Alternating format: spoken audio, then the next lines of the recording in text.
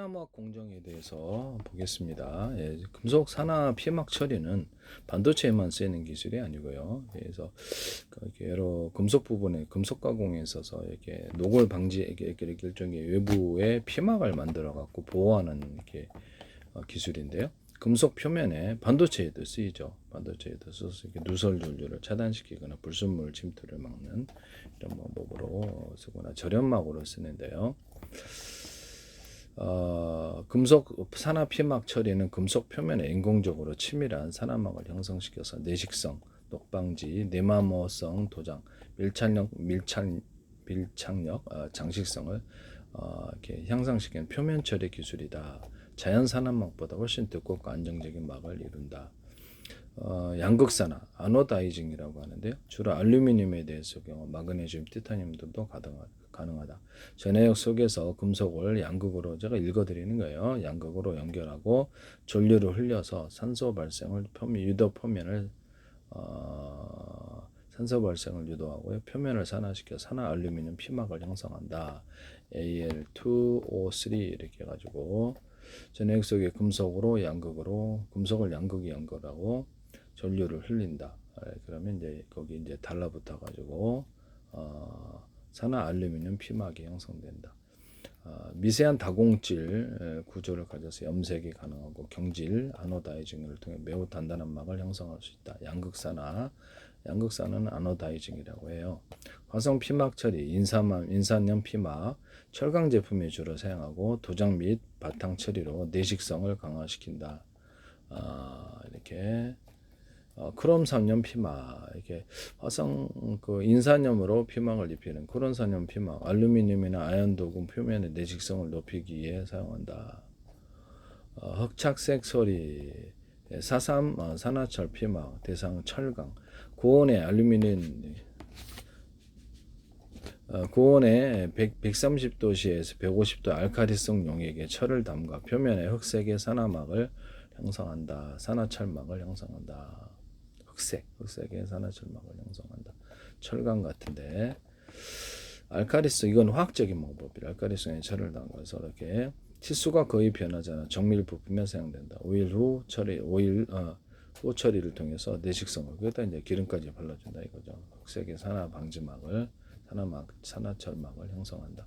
부동태화, 스테인레스강, 질산 등의 산성 이건 화학적인 방법으로 이렇게 피막을 형성하는 거 산화 피막을 질산 등의 산성용에 담아 표면의 철성분을 제거하고 크롬 산화막을 강화하여 녹방지력을 극대화한다.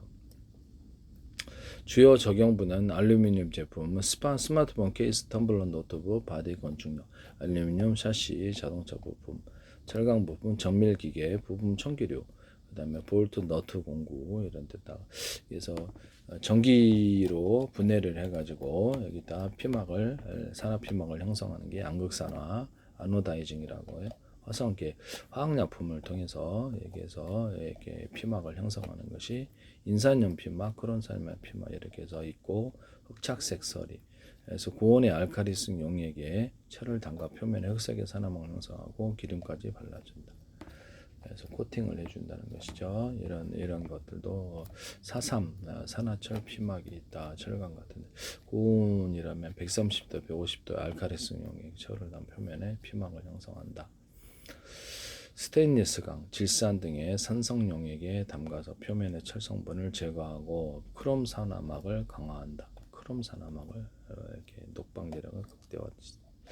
이렇게 해서 일반적인 아노다이징 공정은 전처리, 탈지, 에칭, 금속 표면의 기름기나 불순물 제거, 청소, 디스머트, 전처리 후 남은 불순물 제거, 양극 산화, 전해액에서 전기를 이용해서 산화막을 형성한다. 전기를 이용한 방법과 화학적인 처리 방법이 있다는 것이죠. 두 가지가 있어요. 착색, 피로시, 염색 처리, 봉공 처리, 미세한 구멍을 막아 내성을 맡은 마무리 작업. 그 도금과는 틀리 도금 위에다가 이게 다른 금속을 입혀주는 이런 방식이라면 금속 소재 자체를 산화시키는 것, 피막이 벗겨지지 않는다 이렇게 장점이 있다라는 것. 도금 위에다 살짝 코팅했으니까 이렇게 벗겨지는 현상이 일어나게 됩니다.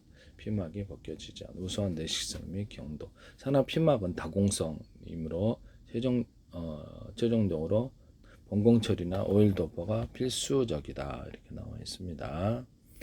그래서 이 산화막 방지 기술에 산화막을 왜 형성하는가라고 했을 때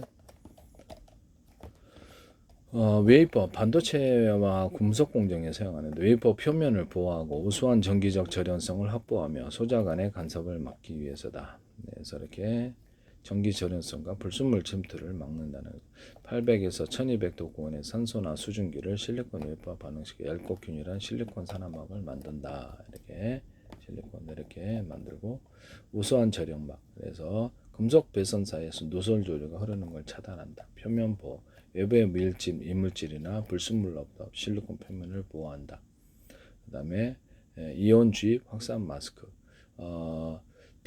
반도체 제조 중에 특정 부분에만 불순물을 전기를 흐르게 하는 불순물들을 도핑하고 전기 흐르게 하거나 자유전자가 일어나게 하거나 이런 원리 이렇게 그런 목적색에서 도핑을 합니다. 도핑을 하고 싶을 때 불순물이 실리콘 내부에 침투하지 못하도록 방지막 역할을 한다. 식각 방지막 원치 않는 아랫부분 식각 공정 시에 애칭이라고 부르는데 이렇게 공정 시 원치 않는 영어 익숙지가 않으니까 원치 않는 아랫부분이 잘못 깎이는 것을 방지하는 역할을 한다.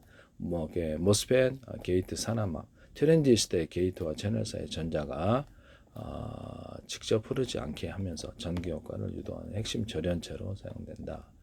그래서 이 문턱전압이라고 해가지고 게이트에서 이렇게 여기에서 일정 부분의 전류 이상을 이렇게 물이 이렇게 차 있다 그러면 이렇게 댐식으로 이렇게 차 있다 그러면 이게 넘어야 되는 거죠. 그래서 그 이상의 전기가 흘러야지 어떤 전류가 흐르게 되는 이런 구조를 갖고 있습니다. 일정 전기 수준 이상을 흘려줘야 된다는 것이죠.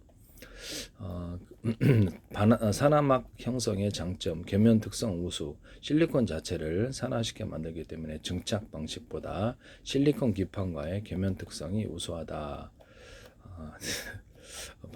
그래서 보호막, 절연막, 차단막으로 사용된다. 산화막은 이렇게 나와 있습니다. 그 다음에 산화막을 입히는데 원치 않는 부분, 원하지 않는 부분에 불순물이 확산되어서 이렇게 침투되어서 들어가는 것을 막아주는 마스크 역할을 해서 그 안에 일종의 코팅 구조죠. 그래가지고 이온 주입 공정 과정 중에 그런 것들을 막기 위해서 산화막을 형성을 해준다. 이렇게 나와 있습니다. 시각 공정에서 특정 층만 시각되도록 하거나 시각이 더 이상 진행되지 않게 스토퍼 역할을 한다. 이렇게 나와 있습니다. 건식 산화, 순수 산소를 이용해서 얇고 밀도가 높은 고출 보품질 산화막을 형성한다. 게이트 산화막용. 건식 산화는 보통 게이트를 산화하는데 산화막을 이용하는 만든다. 십식 산화는 산소와 수증기를 함께 사용한 성장 속도가 두꺼운 산화막을 형성한다. 주로 소자 분리막용. 게이트용은 건식산화를 하고 십식용은 소자 분리. 이것도 자주 이렇게 반복해서 공부를 하시면 어느새 익숙해져요. 저도 이거 다 처음 봅니다. 그래서 구글 찾아서 읽어드리는 거니까요. 이렇게 학습을 한번 해보시기를 바랍니다. 자주 반복해서 볼수록 익숙해진다. 처음에는 약간 어색하거나 전혀 이해를 못할 수도 있지만 자꾸 반복해서 보면 익숙해진다는 거죠. 뇌가 안에서 이게 안에 들어가 숙성을 시켜주는 거죠. 성장시켜줍니다. 지식을. 그래서 우리는 다양한 지식을 광범위한 지식을 일부러 이렇게 넣어서 처음에 이해가 안 될지라도 반복 학습을 통해서 강화시켜 나갑니다. 이게 이제 어떤 기술을 개발하는 데서 필수적인 요소라고 하겠습니다.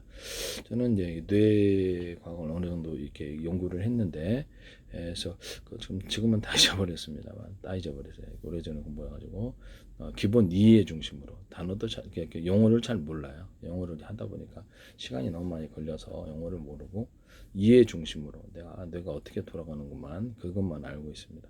그래서 이게 그에 따라서 학습 방법을 개발했다라는 것을 말씀을 드립니다.